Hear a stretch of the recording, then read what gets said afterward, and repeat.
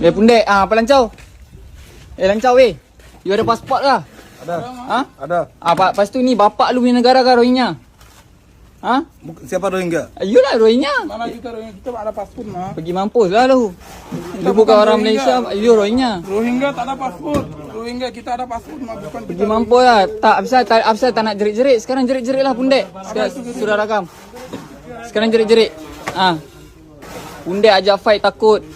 Hancau lu lah babi. Bukan mau fight. Habis tu, Absal, ni order you punya barang kah? Ada saya kawan. Dia tak faham. Dia tak faham. Absal kau tinggi suara. Bukan saya Kau dah tinggi besar suara. ke? Saya Oh, cakap ini sama ramai-ramai kau berani lah. Bukan ramai-ramai. Sebab kawan-kawan kau semua ada kau berani lah. Bukan. Sekarang aku ajak kau keluar, kau berani tak berani? Ha? Benda lah lu. Wah, orang lain semua okey. Kau nak menyalak besar, kau dah tak order barang. Tak, sekarang kau diam. Kau diam. Faham ke kau?